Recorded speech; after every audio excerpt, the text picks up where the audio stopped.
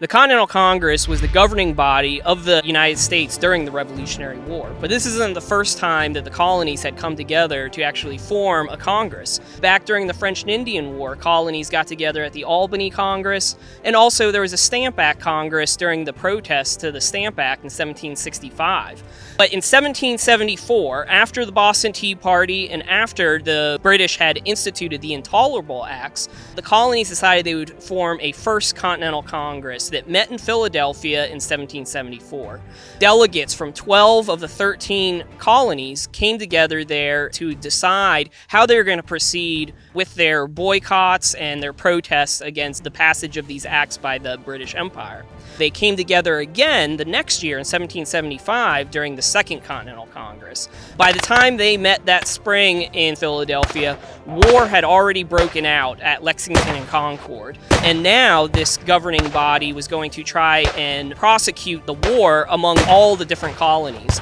Now, this is all kind of a new idea because each colony had really viewed themselves as their own independent entities. This is one of the first times they're coming together to prosecute an actual war. And they were going to actually select George Washington in June of 1775 to be the commander-in-chief of the new Continental Army. The Continental Army is going to really be the embodying spirit of the United Colonies. Now, they also wanted to prosecute this war, but they wanted to stay within the British Empire.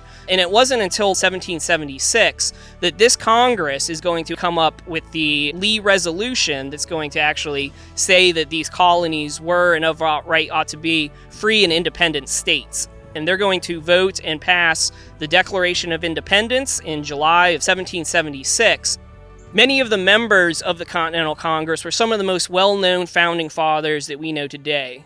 People such as Benjamin Franklin, Samuel Adams, John Hancock, Henry Lawrence from South Carolina. There were people from all across this country that came together there at Philadelphia and played a vital role in securing America's independence.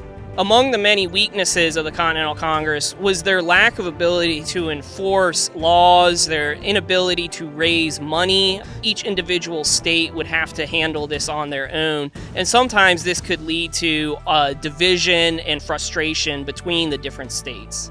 They are going to come up with the Articles of Confederation, which is going to be passed and ratified by the states during the war in 1781. The country is going to operate under the Articles of Confederation up until the Constitutional Convention occurs in 1787 that is going to create the United States as we know it today.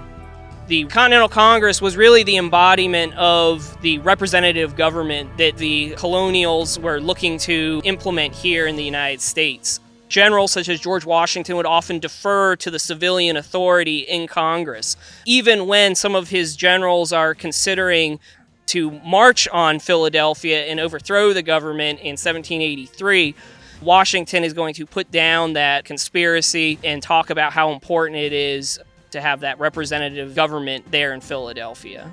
The members of the Continental Congress are the ones who pledge their lives, their fortunes, and their sacred honor to see to the independence of all these different colonies and become the United States of America.